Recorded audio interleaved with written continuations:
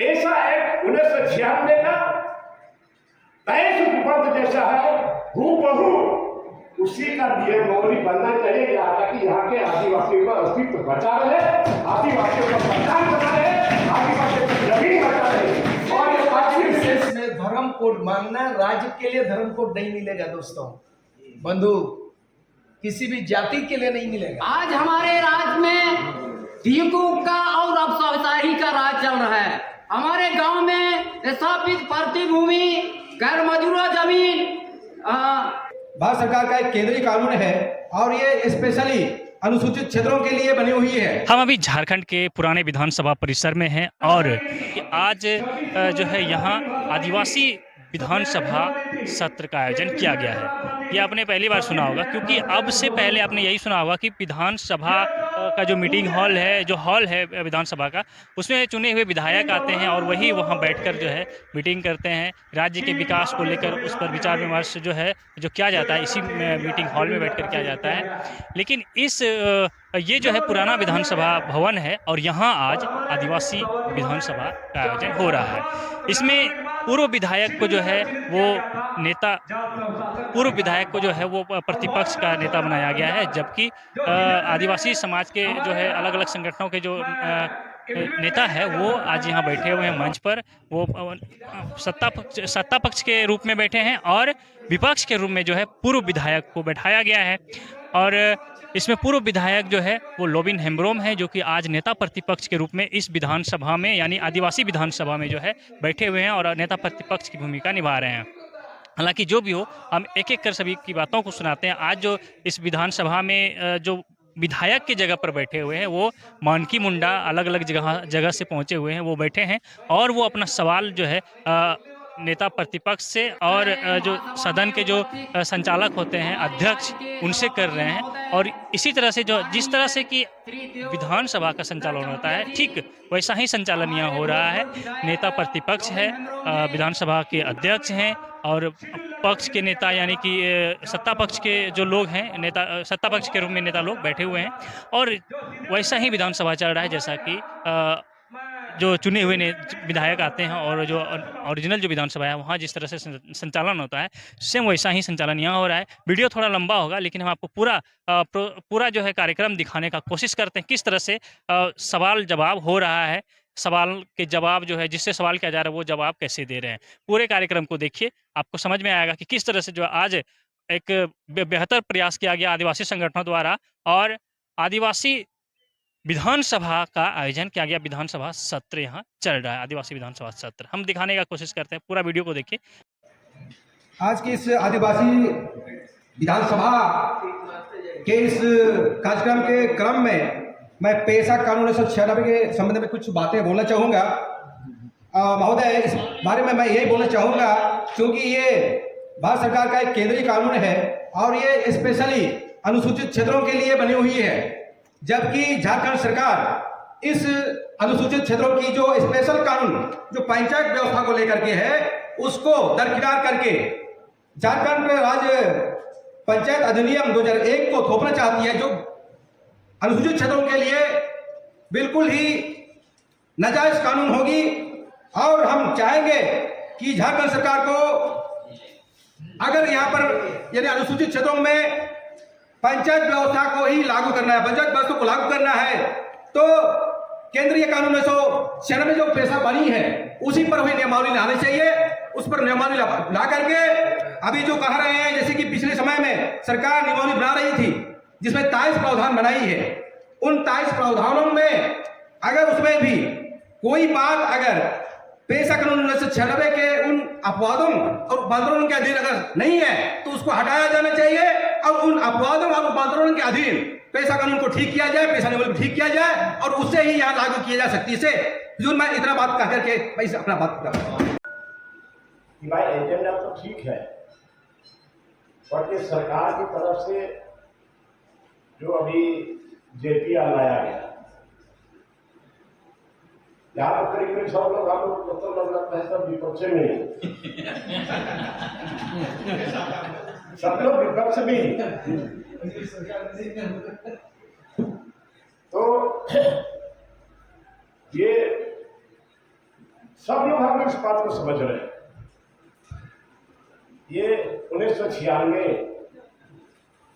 जो पैसा है बिहार के टाइम में मिला केंद्र के द्वारा, और इसका इम्प्लीमेंटेशन नहीं हुआ बिहार के टाइम में भी। और यहाँ राज्य बनने के बाद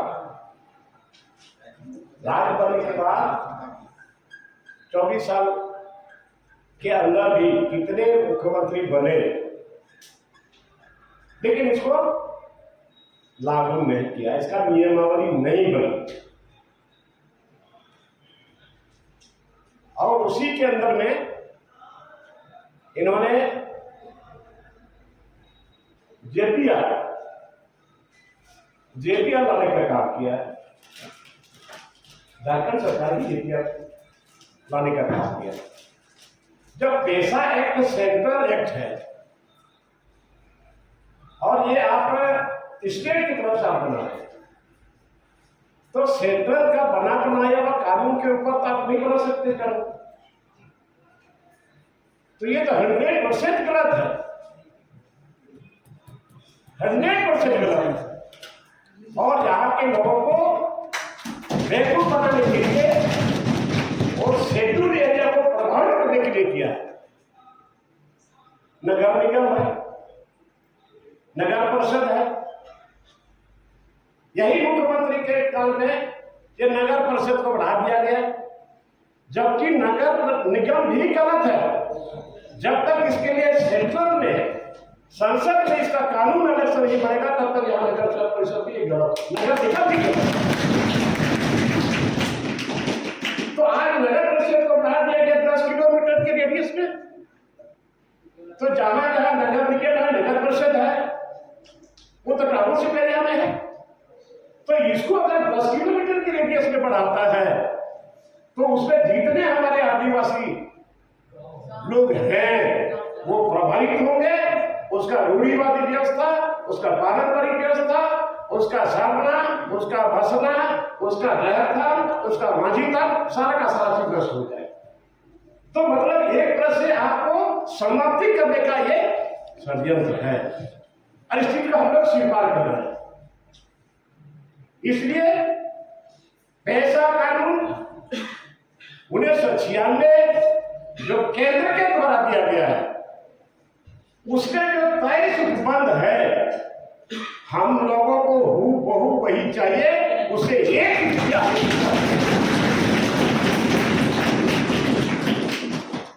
और थोड़ा सा मैं समझ लेना चाहता हूं कि जो ये आदिवासी पहला का पर्चा काला मुद्दा, आप यहां देखने से ही पता चलेगा ये लोग आदिवासी ही पता चलेगा। और गांव की तरफ जाएंगे तो आपको आदिवासी ही मिलेंगे, जंगल में जाएंगे तो आदिवासी ही मिलेंगे। आज का मुद्दा ये छोटी मोटी बात नहीं है। एक तरफ से आदिवासी को कैसे समाप्त किया जाए, ये षड्यंत्र चल रहा है। और यहाँ पर जो सरकार जो चल रही है, ये सरकार नाम का आदिवासी मुख्यमंत्री, आदिवासी मंत्री, आदिवासी विधायक, नाम का काम का नहीं हुआ। आज तक काम का नहीं हुआ। आज भी एक भी आदिवासी कैसे खत्म होगा, ये पहचान कैसे खत्म होगा, तो ये षड्यंत्र है, एक तरह का षड्यंत्र है। अभी आपको जेपीआर लिया है पैसा एक्ट के बदले, अभी नगर निगम बढ़ रहा, बढ़ते चला जा रहा, नगर परिषद बढ़ रहा। ये आपको खत्म करने के लिए, आपका पहचान खत्म होगा, आप स्वतः खत्म। इसलिए आदिवासी कैसे बचेगा, इसके लिए हम लोग क्या करना पड़ेगा, ये भी हम लोग सुझाव देने का जरूरत है। सारे लोग हम लोग जान रहे हैं, अभी हमारे लोग बहुत सक्रिय हो गए हैं। अभी कभी खुशी भी होती है और कभी दुख भी होता है कि इधर भी आदिवासी, विरोध करने वाले भी, और सरकार में भी आदिवासी जो गूंगा बनकर बैठे हुए हैं। बहुत दुख की बात है। आज चूंकि हम भूगल भोगी, मैं अपना फिर थपड़ना नहीं चाहता। आप लोगों ने कभी देखा होगा सदन के अंदर में इसी बात को हम 5 साल तक बोलते रहे, खामियाजा भुगतना पड़ा कि बोलता है ज्यादा, हमको तो खुद सबूत में बोले थे, कुछ ज्यादा बोलते हो, सरकार में रहते हमारे बेइज्जती होती है। मैंने कहा मैं बोलूंगा, मैं आदिवासी हूँ, आदिवासी के हित में जो भी बात आएगा सरकार के हित में जो होगा, गाँव आदिवासी के हित में होगा, मैं बोलता रहूंगा। उसका नतीजा हुआ कि आज हमको निष्कासित मौखी के तरफ को पता चले, लेकिन फिर भी हम मरे नहीं है, हमारा गाँवों का दूसरा को जिंदा है, और जब तक हम लोग रहेंगे ये लड़ाई लड़ेंगे। तो ये 1996 ये एक प्रस्ताव हम लोग का पारित हो जाना चाहिए कि आज जेपीआर हम लोग को नहीं चाहिए, और पेशा एक्ट 1996 का 23 उपबंध जैसा है हूबहू उसी का नियम मौली बनना चाहिए, ताकि यहाँ के आदिवासियों का अस्तित्व बचा रहे, आदिवासियों का पहचान बना रहे, आदिवासियों की जमीन बचा रहे, और ये भारतीय विशिष्ट क्षेत्र बचा रहे। क्या क्यों इसको अलग कर दिया गया? आदिवासी लोग इनका अस्तित्व बचा रहे। ठीक है, आज हमारे राज्य में टीकू का और अफसरशाही का राज चल रहा है। हमारे गांव में स्थापित प्रतिभूमि, गैर मजरूआ जमीन, जल जंगल जमीन, हड़गड़ी, मसना, पहनाई, मुंडारी जमीन, हेराफेरी, काफी हेराफेरी हमारे सरकारी अधिकारियों के माध्यम से देखने को मिल रहा है। और इस पर समय रहते हम अगर चुपचाप बैठे रहे तो हमारा जमीन बचने की स्थिति में नहीं रह गया है। इसलिए महोदय, आज आदिवासियों को एकमात्र विकल्प रहा गया है कि उलगुलान के सिवाय और कोई रास्ता नहीं दिखाई पड़ता है। इसलिए हम अब जब हमारी बातों को हमारी सरकार नहीं सुनती है तो हम अनिश्चितकालीन आंदोलन की राह पकड़ने के लिए मजबूर होंगे। बस इतना ही कह के मैं अपना यह झारखंड के कोई मुंडा जाति बोलेगा हमको आदि धर्म दो, यह गोंड जाति बोलेगा गोंडी धर्म दो, यह भील जाति बोलेगा मध्य प्रदेश भीली धर्म दो, यह राजस्थान के मीना बोलेगा मीना धर्म कोड दो। मैं 2011 से जनगणना 2011 से बंद है, और 2011 में जनगणना में उस समय हमको लगता है ट्राइबल आदिवासी मामले में मंत्री था रामेश्वर उरांव जी, और सेंसस चल रहा था। एक कुछ समुदाय बोलता है धर्म कोड नहीं देगा, सारना धर्म कोड नहीं देगा, उड़ीसा सिंहभूम में हो गया, बहिष्कार कर दिया, जनगणना को बहिष्कार किया, लोग नाम नहीं लिखवाया। हमारे बीच में ऐसा भी आदिवासी नेता होता है कि जनगणना में लिखवा ही नहीं है, बहिष्कार कर दिया, बोला हमारा धर्म कोड नहीं तो नहीं लिखवाएंगे। तो हम आप लोगों का ओपिनियन अभी तक का जो रहा था, आपने देव कुमार धान का बताया, वो जो रजिस्टर जनरल होता है भारत का संविधान में जो जनगणना होती है उसके लिए रजिस्टर्ड इन जनरल होता है, रजिस्टर्ड जनरल होता है, अलग विभाग है जो हर 10 साल में जनगणना होती है। भारत के संविधान में हर 10 साल में जनगणना होती है। उस जनगणना में जाति लिखा जाता है, धर्म लिखा जाता है, भाषा लिखा जाता है। तो दुर्भाग्य इस बात का है कि 2011 में हम लोग दिल्ली गए पूरे भारत के आदिवासी, और आप मानिए इस बात को कि लाख कोशिश के बावजूद आदिवासी दिल्ली गए, एक सप्ताह हम लोगों ने दरबार किया, 7 डेज, पूरे देश के आदिवासी का प्रतिनिधि आए, झारखंड से भी गए, बंगाल से, उड़ीसा से, असम से। 7 दिन बीत गए, एक धर्म के मत में नहीं आया। केंद्र सरकार बोले कि आप लोग एक तो धर्म मानिए सब मिलके, हम अभी दे देंगे धर्म को, नहीं माना, लोग नहीं माना। इसीलिए किसी भी राज्य विशेष में धर्म कोड मांगना, राज्य के लिए धर्म कोड नहीं मिलेगा दोस्तों। बंधु किसी भी जाति के लिए नहीं मिलेगा, देश के संदर्भ में मिलेगा। तो अंततः वो सादा है, जेरक्स है, उसमें हमने डिटेल किया। धर्म कोड अंग्रेज जमाने में सबसे पहले जो है 1800 कितना में, तो 1871 में एबोर्जिन दिया है। और बाद में 1931 ब्रिटिश रूल्स में जाति गणना 1931 में हुआ है।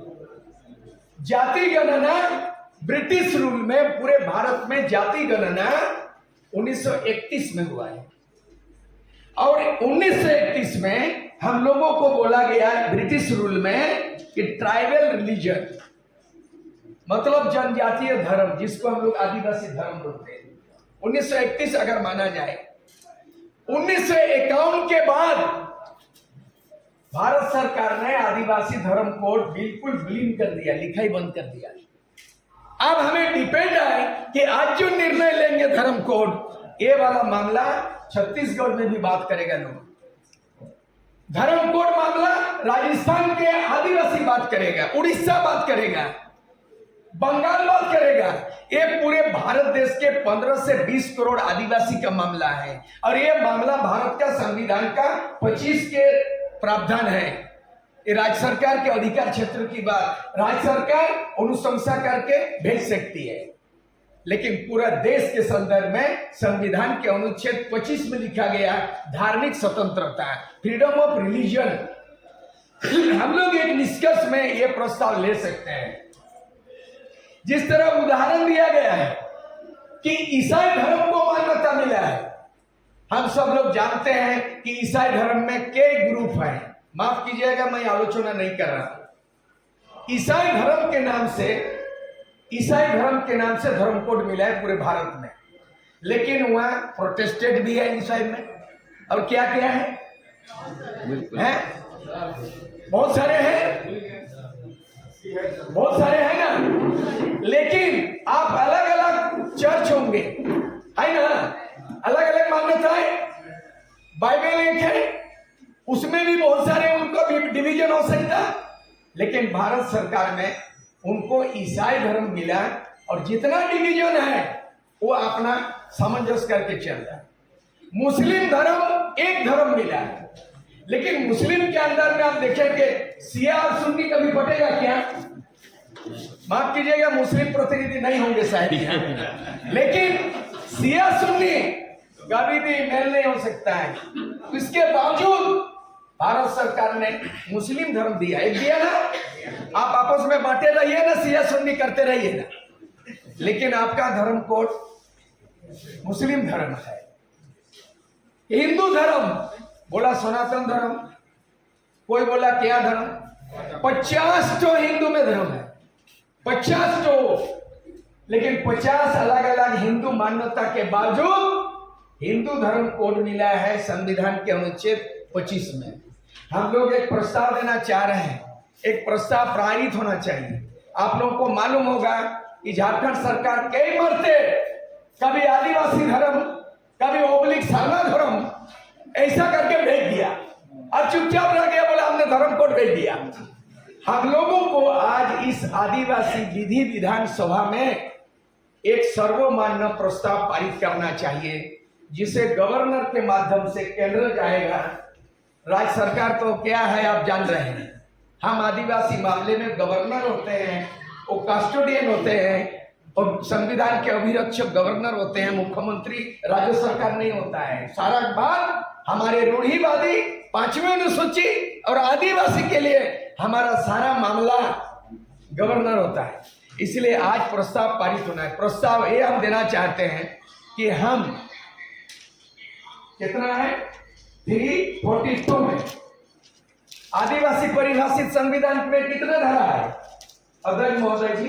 342 में आदिवासी। और हम लोग, हमको लगता है कि मारांगोम के जयपाल सिंह ने अनुसूचित जनजाति का विरोध किया था संविधान सभा में, जिसको इंग्लिश में शेड्यूल ट्राइब बोला गया है। लेकिन आज ये भी प्रस्ताव पारित होना चाहिए, हमें अनुसूचित जनजाति ना कहा जाए, हमें बनोवासी ना समझा जाए। हम इंग्लिश में हिंदी में कोनो भाषा बोलो, लेकिन हमारा परिचय आदिवासी। जब हम संविधान के 342 में हम आदिवासी संशोधन करवाएंगे, तो आज प्रस्ताव होना चाहिए कि हमारा धर्म कोड आदिवासी धर्म कोड हो। उसके अंदर में साधना, उसके अंदर में आदि धर्म, वो आप लिखो, ब्रैकेट में लिख लीजिए। आप धर्म कोड एक ही मिलेगा भारत में। आप गुंडी लिखिए, आप मीना लिखिए, आप आदि धर्म लिखिए, साधना धर्म लिखिए, सारी धर्म लिखिए, आप कोनो लिखिए जो मान्यताएं हैं, लेकिन संपूर्ण भारत देश के 15 करोड़ आदिवासी का पहचान, आदिवासी पहचान धर्म कोड।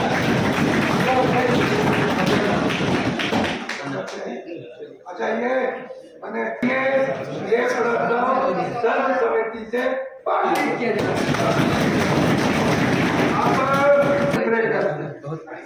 आधा घंटा का लंच ब्रेक करते हैं, फिर हम लोग 3 बजे से बैठते। चलिए सब लोग। तो आपने एक एक करके देखा कि किस तरह से जो है कार्यक्रम आयोजित की गई। ठीक वैसा ही विधानसभा सत्र का आयोजन हुआ जैसा कि ओरिजिनल विधानसभा सत्र होता है, जिसमें विधायक एक तरफ बैठते हैं, नेता प्रतिपक्ष हो चाहे अध्यक्ष हो, सभी लोग बैठते हैं और फिर सवाल जवाब होता है। ठीक वैसा ही सवाल जवाब यहाँ हुआ है। चलिए फिलहाल बने रहिए हमारे साथ, देखते रहिए द झार न्यूज़।